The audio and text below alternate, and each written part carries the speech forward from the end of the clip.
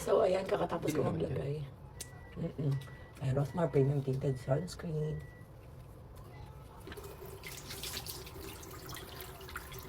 So, ayan, may nag-comment. Sabi niya, kung wala daw ba kami access sa airport lunch. So, regarding to dun sa video na nakahiga kami dun sa sahig. Meron guys, di ba nga pinakita ko naman dun sa video na pinag-commentan na naka-business class kami. Siyempre, automatic meron yun. Kasi nga, ayun, may mga kasama kami na, saka meron pang isa yung, ano tawag dun, letter P yung simula, nung parang, pag-asa ba yun? Basta parang merong, pag-asa. Merong ganun na, na parang kahit credit card daw, pag meron ka daw, pwede ka daw pumasok. Kaso nga syempre yun nga, hindi naman lahat ng kasama namin is may ganun or may, tawag dito, may access dun sa isa yung mabuhay. So kaya mas ginusto namin na doon na lang kami sa, dun sa sahig para sama-sama kami. Kasi medyo malayo din yung mabuhay, kaya mamaya maiwan pa kami, di ba? Saka parang, mas masaya kasi kapag sama-sama, unlike kapag doon kami sa social, yung iba naman is nandun sa sahig, di ba? Kaya nagigahiga na lang kami doon. And super perfect na nag-comment na ang dumi daw doon sa sahig, tinatapak-tapakan daw, dinudura-duraan. Grabe naman dinudura-duraan. Parang never pa naman ako dumura sa airport. So, nag-comment na gano'n. Ang perfect mo naman. Parang ang perfect mo naman. Naglagay ako nito guys, tinan nyo.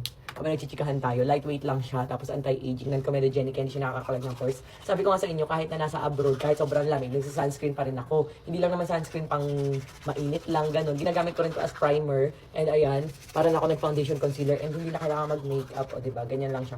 So ayan, hindi ko maintindihan sinabi na parang diring-diri naman doon na paghiga namin sa sahig, tinatapak-tapakan daw. Parang sobrang linis naman siguro ninyo masyado. Saka yung damit naman pwede naman paltan, di ba? Pwede naman pag, is papaltan, di naman. Yan, so hindi ko maintindihan yung ganung mag-comment. Sobrang okay, ha? Ayan, so ano pa bang nilalagay natin sa face? Maglagay tayo ng konting kulay-kulay. So ayan, ang sagot is meron, pero hindi na namin siya in-access kasi nakabusog pa kami, kumain. Ano ba kinain natin dahil? Nag-inasal. Nag-inasal pala kami, kaya busog pa kami. Sa pagkain na naman yung nandun. Ayun, so magtutour kami guys. Naloka ako dito sa heat tech, kulog sa akin.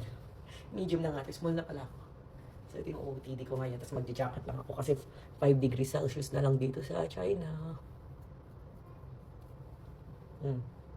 So, ayun lang. Check out nyo na to guys, Rosmar Premium Tinted Sunscreen. Pwede mo na ito gamitin as base. Ayan, hindi mo na kailangan mag-primer. Ayan, ito na. Sunscreen na. Tinted sunscreen na. Mala foundation concealer. Pa-search nyo lang. Dapat ganito yung lagayan. Pwede ito sa mga bagets, buntis at lactating for face and body na rin. SPF 70 pa.